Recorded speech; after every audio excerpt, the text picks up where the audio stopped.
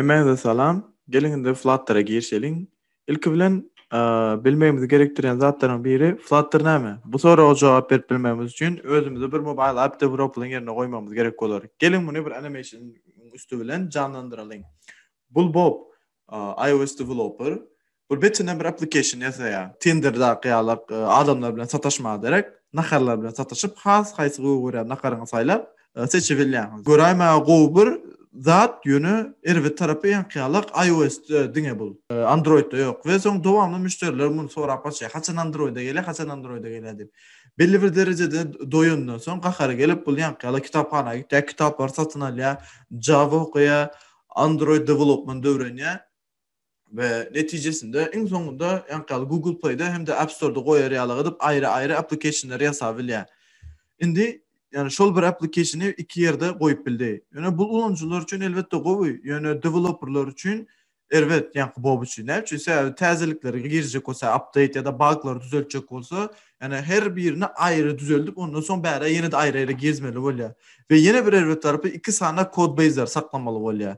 Ve gaty kän iş bul diýmek. Bul diýmem ýa gaty kän işimiz bar.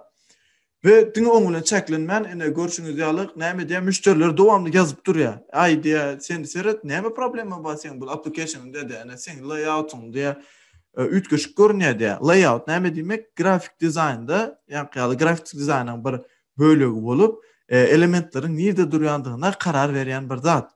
Indi müşterilerim diýär näçe seniň diýär bu taýdak düýmeçiň beýlekleriň iki essesi diýär. Näme problemasy bar diýär applicationyň?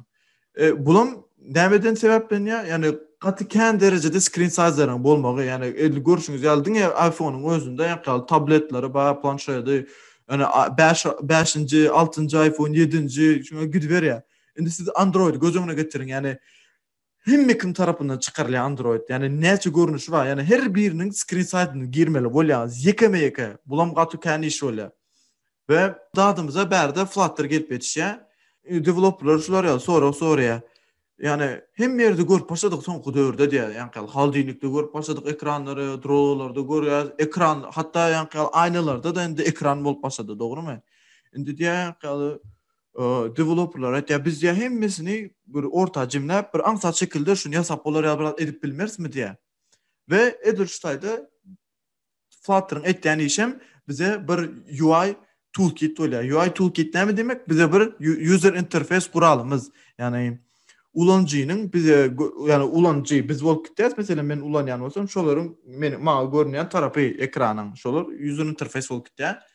Ve bize öňünden taýin bolan developerlar tarapyndan taýin bolan widgetler bar. Widgetler mine şu görşüňiz ýalyk ýanky hatar row, hatar yani column, setirler şolar ýalyk elkilişýanak. Yani center nide durmaly, gradamy, aşagdam ýokarda durmak üçin ýanky widgetler bize eýan taýin. Bar etmegimiz işimiz Flutter näme soraýar? Bize telefonuň ýüzünde ýanky boş bir ekran gerek diýär. Boldy. Sen ol tapawdy ýok, web bolsun, kompýuter bolsun, Android bolsun, iOS bolsun, bar etýän işiňiz şu boş ekran gerek we Flutter ýanky yüzünü çizip başlaýar. Yani bizi kod yazmagyň netijesinde. Bu diýmek näme bolýar?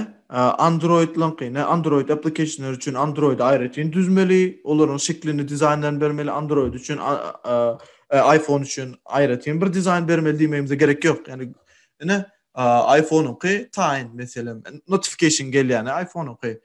Bulam Android'unky. Yani ikisini kemeýem taýin bolupdy developerlarymyz tarapyndan. Bar etmegimiz al yapıştır goý boldy. Flutter'ın ana gowy taraplarynyň biri şular ýalap developerlar tarapyndan bize eýan bu zatlar üçin edilen öýle. Gelinginde bolsa muny bir gysgaçak bir koduň üstü bilen görelim. Ondan şu taýda meselem Lego hökmünde görüp bilersiňiz widgetleri bize taýin şeklinde ýany eýam Lego ýalyk bolup durýar. Bizim bar etmeli işimiz ýanky Legolary bir-biriniň üstüne goýmamız ýeterlikdir. Gelinginde bolsa şu taýdan hakyky durmuşda şunu experience edelim. Yani alya app bar ýazýar şu taýda. App bary ýazanyňızdan ýokardan ene üns berseňiz şu wagt näme çykýar? Gök şeklinde app bar çykdy. Boldy bar eden iş şol. Buňa renk berýär. Gyzyl renki berdi, red diýdi. Title ýazy, title'ın munyň ýokardaky ady, ýanky goýup biljek hatymyz we text ýazy, demo diýdi, ne demo çykdy. Boldy. Yani Lego'lar göz önüne getirip bilersiniz. Bizdiňe şekillendirmek Lego näle şekil beresiniz gelse beri bilýäňiz. Ve her hili widgetleri beri bilýäňiz. Yani şu meselem floating action button widgeti ýa-ni şutadan bir düýmejik çykaryp berýär. Ýene de bulary özüňiziň isleňize görä ütkedip bilýäňiz. Renkini gyzyl etdi. Yani her birini bölük oňary bermeli ýuwaş-ýuwaşdan plus button goýdy ne berde widget goýdy. Indi muňa functionality berjek bolsak näme ýa-ni hereket, näme etdirip bilersiz. Ene integer goýdy we ýa-ni şu günkü iýen donatlarymyň sany, donat ýa-ni kökelerimin iýen sany diýdi. Ýazdy we ýa-ni butna bir hereket berdi. Näme? On pressed ya state. Häzir düşünmän bilen bolup bilersiňiz ýöne. Prosto biz görýäs berdi. Indi näme etdi? Basmagyň netijesinde serep 10 sany boldy. Bas gitdi. Indi sana ya. Sen mesela bir zat iýdingmi? Basýan sana diýip, basýan sanadan. We indi time şolar ýaly şekilde. Indi bizim bir donat iýenimizi sanayan bir applicationymyz taýin bar etmemiz gereken zat basmak şonu. Yani hiç ýerde aýry etmemiz gerek ýok. Täze tehnologiýalar öwrenip, dilleri täze alıp öwrenip, meselem täze dilleri öwrenmemize gerek kalmady. Bar etmemiz bir knopka basmagyň netijesinde Flutter bize hem planşete giderýärlik edip berer, hem kompýutere hem de desktop'a hem de telefonlara giderýärlik edip, telefonuň ikisine de giderýärlik edip bolýar. Hem Android hem iOS. Yani oň üçin aýratyn gidip iOS'da ya da bolmasa Android'de öwrenmemize gerek kalmady. Ene şular ýaly şekilde gaty aňsat şekilde birik applicationymyz hem taýin boldy.